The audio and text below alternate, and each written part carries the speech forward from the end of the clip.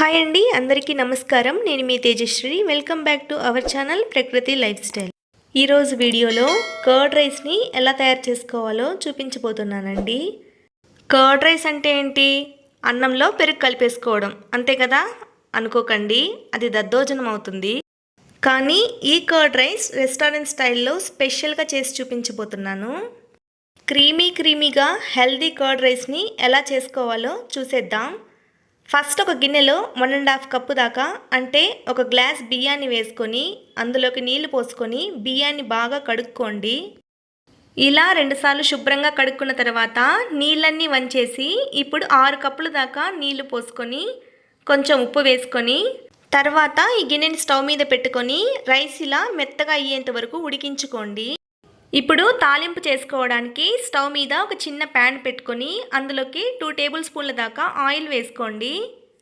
Oil heat అయ్యాక 1 spoon దాకా ఆవాలు, 1/2 స్పూన్ జీలకర్ర, 1 స్పూన్ దాకా పచ్చిశనగపప్పు, 1 ఎండుమిర్చి ఇలా తుంచి వేసుకొని ఒకసారి కలుపుకోండి. ఇప్పుడు 1 స్పూన్ దాకా సన్నగా తరిగిన అల్లము, ఇలా సన్నగా తరిగిన 3 పచ్చిమిర్చి, కొంచెం కరివేపాకు, కొంచెం ఇంగువ వేసేసుకొని ఇవన్నీ దోరగా వేయించుకొని స్టవ్ ఆఫ్ చేసుకుందాం. ఇప్పుడు రైస్లోకి 500 ml అంటే 1/2 లీటర్ పెరుగుని పోసుకొని ఇప్పుడు మనం వేయించుకున్న తాలింపుని వేసేసుకుందాం. తర్వాత ఇందులోకి 2 స్పూన్ల దాకా కీరకాయ తరుగు, 2 స్పూన్ల క్యారెట్ తరుగు, రుచికి సరిపడ ఉప్పు వేసుకొని ఇవన్నీ కలిసేలా బాగా మిక్స్ చేసుకోండి.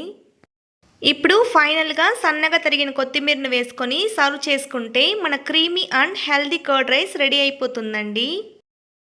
అంతే అండి, ఎంతో టేస్టీగా ఎమ్మీగా ఉండే కర్డ్ రైస్ మీకు నచ్చిందా? చిన్నపిల్లలకైతే లంచ్ బాక్స్లోకి ఈజీగా చేసుకునేవచ్చు. దీనికి సైడ్ డిష్గా పొటాటో ఫ్రై, కొంచెం ఊరగాయని వేసుకొని తింటుంటే మాటల్లో చెప్పలేమండి.